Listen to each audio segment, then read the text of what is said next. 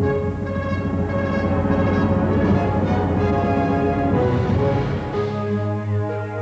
tuned to FilmNet.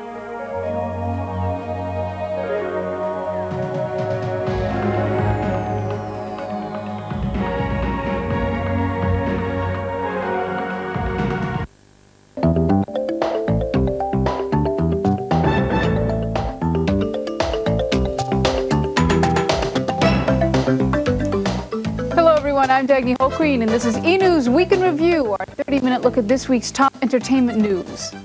A second gang-style murder of someone involved with the movie American Me has police investigating connections between the killings and the film. E!'s Greg Agnew has more. According to police, Anna Lizarraga, a technical advisor on the gang film American Me, was gunned down by gang members outside her home Wednesday night. They waited for her to arrive home. When she did, they came over and executed her. There was no demand for money, nothing said. They just took care of business. Lizarraga's killing is the second in the past 2 months to be associated with American Me. They both were technical advisors on American Me, and Anna, of course, had a small part in the movie, too. Do you believe that the movie has anything to do with the killings? I wouldn't rule it out. On location last October during the filming of American Me, Lizarraga, a part-time gang counselor, told E! About her family's gang history. Well, I'm a third-generation gang member. My daughter is a fourth-generation gang member, and I don't want my granddaughter to be a fifth-generation gang member. And somewhere we have to say, hey, stop. We're tired of it. Although the police and early press reports link the two murders to American Me, the film's co-star Dan Harrow disagrees. Representing the movie's director and star, Edward James Olmos, who was at the Cannes Film Festival promoting American Me, Harrow told E! News that connecting the murders to the film is irresponsible. Harrow also says that although Lizarraga did work on the movie, the first murder victim did not. He was just a friend of the crew. In a press conference held Thursday afternoon at the second murder site, Lizarraga's friends were cautious. What about the reports that it was related to the movie American Me? There's nothing at all to substantiate that. All I can say is that when the story is written, hopefully the story is correct. LA police have arrested a suspect in the Lizarraga slaying, but the murderer in the first killing is still at large. In East LA, I'm Greg Agnew for E! News Week in Review. Two Capitol Hill lawmakers joined Robert Redford Wednesday for a press conference about his new documentary, Incident at Oglala. Somebody had to pay. Today, I didn't kill those. Senator Daniel Inouye of Hawaii and California Representative Don Edwards joined the actor's campaign to reopen the Leonard Peltier case. Redford's documentary is about the Indian activist convicted of killing two FBI agents during a 1975 skirmish on the Pine Ridge Reservation. Director Oliver Stone's controversial film JFK continued to make waves this week on Capitol Hill and in the White House. The Bush administration is considering the release of sealed files on President Kennedy's assassination. Now, CIA Director Robert Gates says he supports the move. He says the agency will not wait for legislation to declassify CIA documents. The first court ruling over a sequel to The Silence of the Lambs came down Thursday in Los Angeles. The De Laurentiis Entertainment Group lost the first round. De Laurentiis is suing Universal Pictures for $25 million in legal tug-of-war. Oh, agents, darling, you think you can dissect me with this blunt little tool? De Laurentiis claims the studio is trying to steal sequel rights. Universal alleges De Laurentiis is trying to renege on an oral promise of a 50-50 partnership for a sequel. A judge tossed out a motion by De Laurentiis. Now a jury will decide if any oral agreement existed. NBC has won a legal battle over The Cosby Show. The New York State Appellate Court Tuesday refused to hear a suit alleging the idea for The Cosby Show was stolen. Hoesue Murray claims the sitcom was based on his 1980 proposal Father's Day. It featured a black middle-class family. The former NBC employee has been pursuing the suit since 1985. Miami Sound Machine star Gloria Estefan and her husband have won a legal victory against her former personal managers. Federal judge in Los Angeles dismissed on technical grounds a lawsuit brought by the managerial duo. Fired by the couple in 1988, the men were seeking commissions from a recording contract. The Estefan's $1 million countersuit, accusing the two of negligent management, is set to start June 23rd. Coming up on E! News Week in Review, it's a war of words for two actors, and celebrities do their part to help the City of Angels. We'll explain when we return. Governor Pete Wilson said that...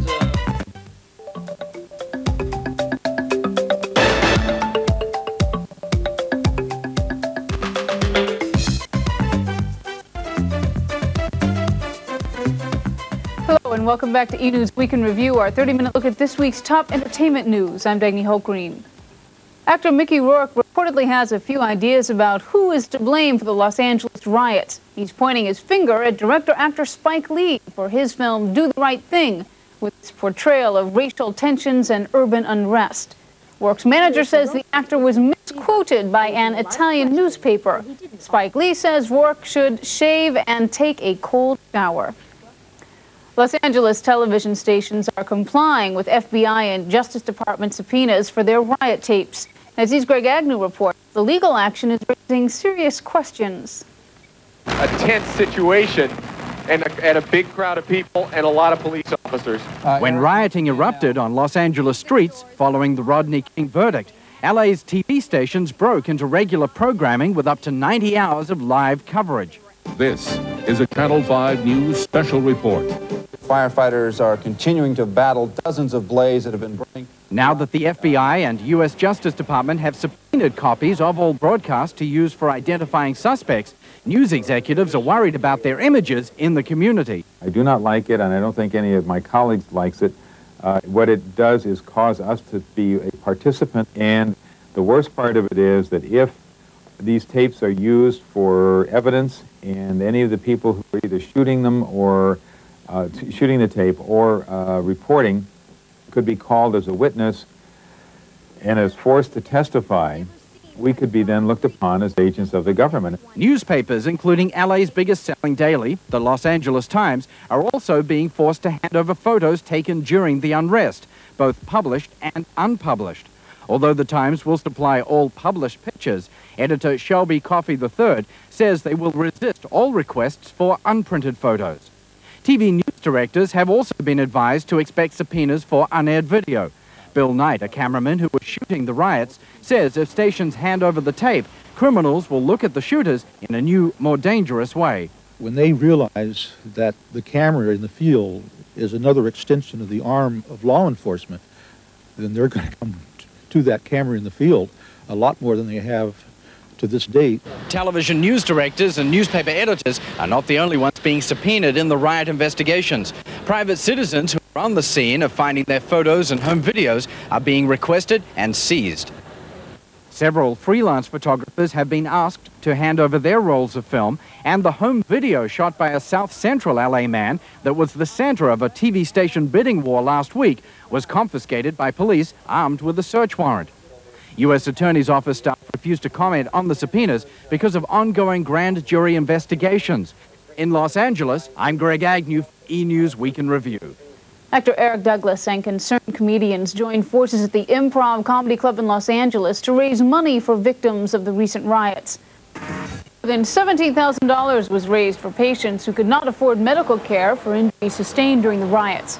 Dennis Miller was one of the many comics who showed up to lend support. Governor Pete Wilson said that what happened in L.A. could have happened anywhere, as long as Daryl Gates was the police commissioner. And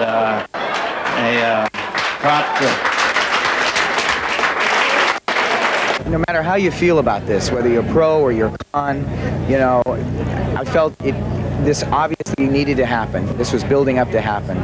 But you can't justify these innocent people being so badly abused. Money raised will benefit the 150 riot casualties at Daniel Freeman Hospital in South Central Los Angeles. Just ahead on E! News Daily, two heavy metal bands team up and one romance is over. Stay with us.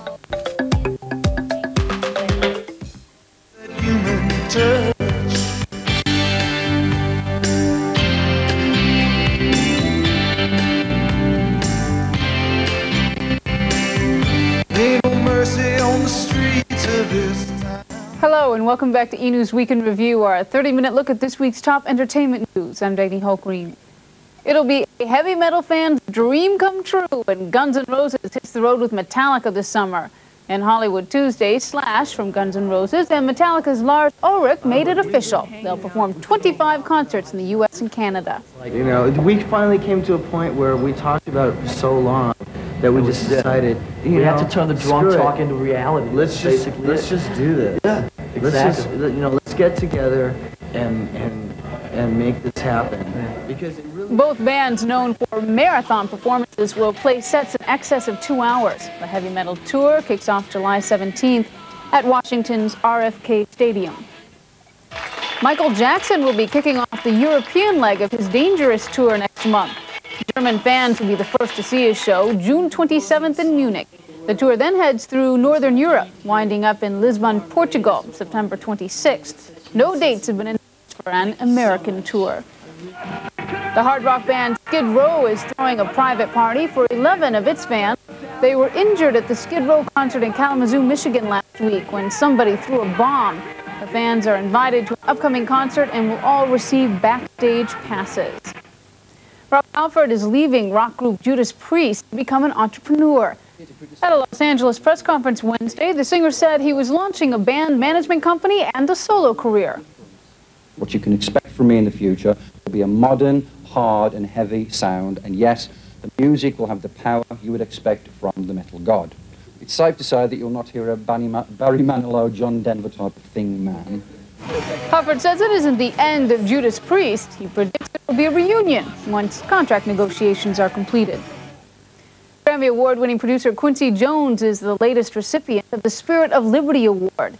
The honor, presented by the People for the American Way, is in recognition for the active role Jones has taken in promoting tolerance and opposing censorship. The award was given to Jones by Norman Lear, founder of the National Civil Liberties Organization. The American Society of Composers, Authors, and Publishers held its 9th annual Pop Music Awards Wednesday night.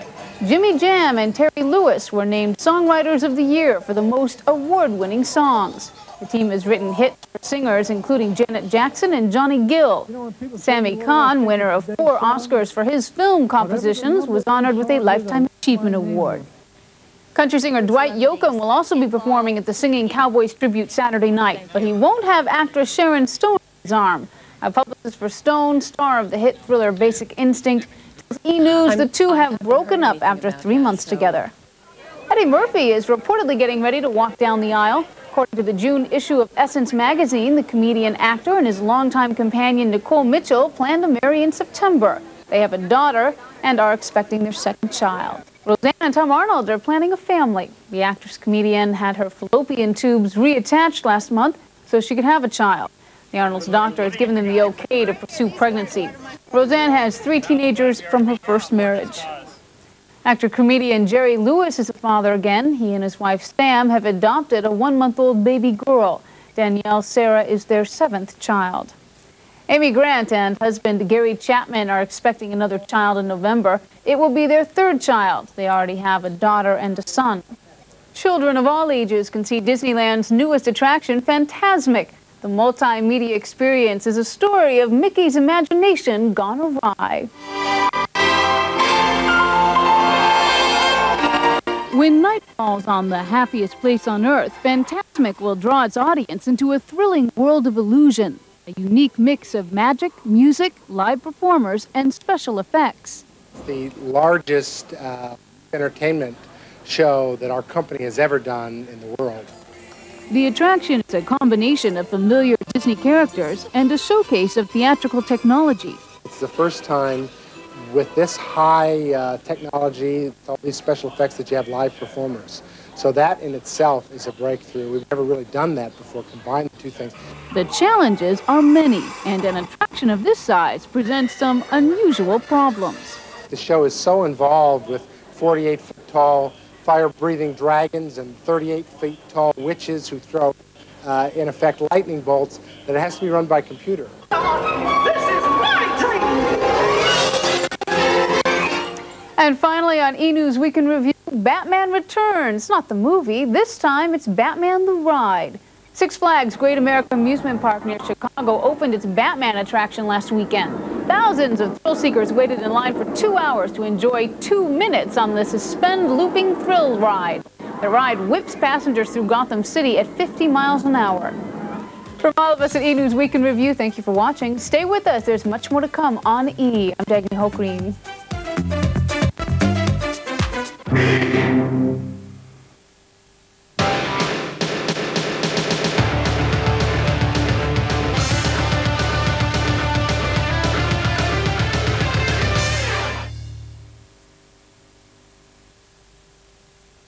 From out of the west, in a cloud of dust, a thunder of hooves, and a mighty... Great Scott!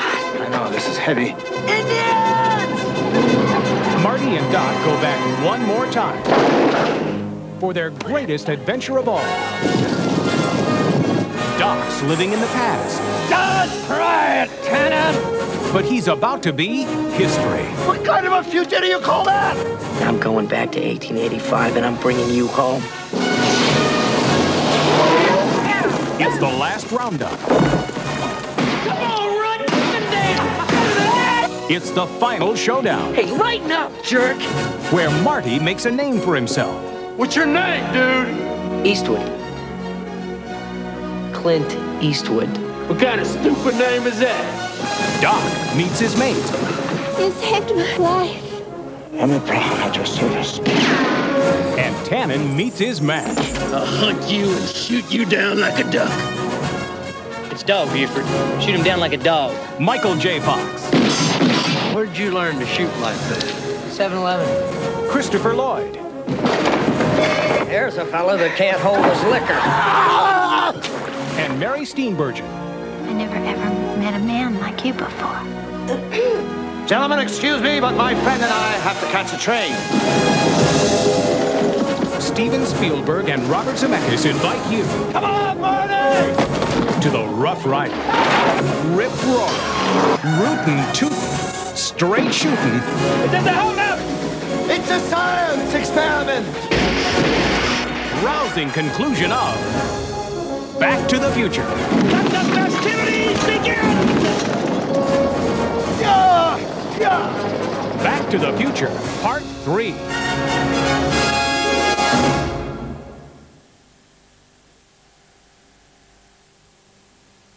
From Touchstone Pictures, John Keating wasn't your average English teacher. Well, is this a dagger I see before me? To the administration, he was a rebel. I'm hearing rumors about some unorthodox teaching methods. To parents, he was a threat. Who put you up to it? Was it this Mr. Keating? But to his students, he was an inspiration. Seize the day. I'm gonna do it! That made their lives extraordinary. Robin Williams, Dead Poet Society.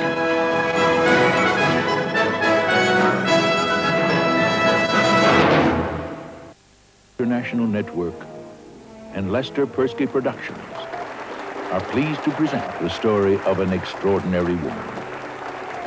A woman named Jackie. Look at her, she's a winner. A Bouvier and a winner. I don't give a tinker's damn what people say. Of course you don't. Because you're a selfish drunk. All you want to do is claw your way to the top of society because your father came from nowhere. I belong at the center of things, and that is where I intend to be. Step out of the car, please. Good evening, officer. I'm Congressman Kennedy. Yes, sir. This is Jacqueline Bouvier. We're a family of winners. We marry winners.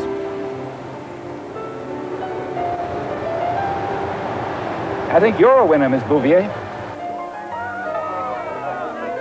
I have a feeling, my dear, you will always be in the spotlight. Jack. Hello, thank you for coming. Hi. Nice to meet you, Jack. Kennedy's my wife, Jack. All a woman really has is a reputation, Jax. I know from experience, don't be fooled. Most men only want one thing. Mystery is a woman's cachet. Nothing wrong with playing hard to get. Let me hold her. She's pretty, isn't she? Sure she is. She looks just like you. I don't know whether this will make it easier or harder for you. Friends of mine have seen Jack in the company of a young woman. What's wrong? It was a great party. It's a nice tribute to you from Casals. The maid found these. Find out who owns them. They're not my size. Jacqueline, we all have parts to play in life. woman may not choose what hers will be, but she can carry it off with style and integrity. What exactly are your intentions toward my husband? Excuse me, I mean, do you really want him? Because if you're not ready to live in this fishbowl as man and wife, then I suggest you forget all about my husband. Aristotle Onassis is a crook. Well, you might as well get used to him because he's going to marry my sister. They really think I am a bad guy. Bad for their image. Maybe I should be flattered. They think I have so much power in America. Bobby. Is the baby all right? Jackie, I'm so sorry. You have no idea what I've been through. And I don't even think you care. What runs through your veins? This is not blood, it is too cold to be blood. How do you know what I felt or if I cried? I was there with him. I held him. He died in my arms. How dare you suggest I never cared? I love you. I love you. Behind the fame, behind the glamour, behind the tragedy, is the story of a woman named Jackie.